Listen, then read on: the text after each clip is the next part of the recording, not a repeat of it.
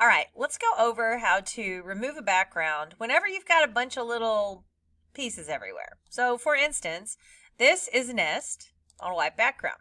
And if I take my magic wand and I try to select it, and then I add a layer mask, which it's gonna do the wrong part, so I'm gonna invert the layer mask. I'm just gonna press Control-I.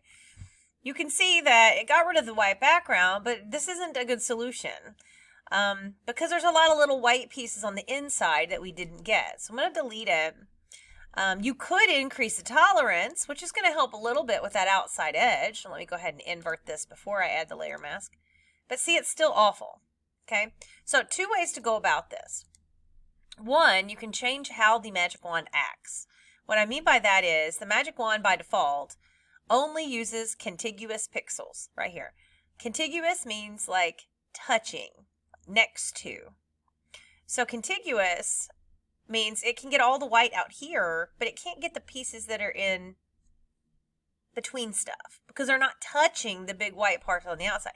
So I can uncheck this and click this, and now notice it's selecting on the inside too. And I can right click, select the inverse, and then add it, and bam. That's how we do it. So that's one way to do it. Now you can also use what's called color range. So you would turn off any other layers. You go to select and color range. It's going to bring up a little box here. And what you're going to do is you're going to click on the white part. Okay. So now you can see, now this is again, it's going to be opposite, but you can flip it when we get out there.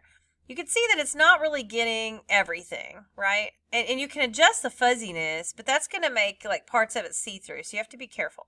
You can hit the plus sign, and you can click in other areas where maybe the white isn't just exactly the same color of white. So I'm clicking in some additional areas. So I've clicked around. This mostly should be solid white. All right, and then here's the part that you're not going to know for sure, and that's this fuzziness. You just don't really know how high up this is going to have to go. I'm just going to try a number and we'll see. We'll see 77. So I'm going to hit OK, and I could go ahead and invert it and then add the layer mask. And let's look at it. So not bad. The other way might have been better for this one. And again, we also don't know, like, you know, here, if I back up to before we did this, with color range, you just don't, it's just hard to see. You can't preview it like the rest. So again, I could try a higher fuzziness. I didn't turn off that bottom layer, so this is going to do all kinds of weird stuff. Let's turn that off. So select color range, click here. Let's put this on replace for a second. Okay, my fuzziness is clearly creating problems. All right, this is actually getting a little bit of a better selection this time. All right, so now that it looks like it's selected for the most part, I'm going to hit OK. It's flip-flopped. I'll just add it and invert it by pressing Control-I. And there we go. So either of those are ways to do it. You can use color range.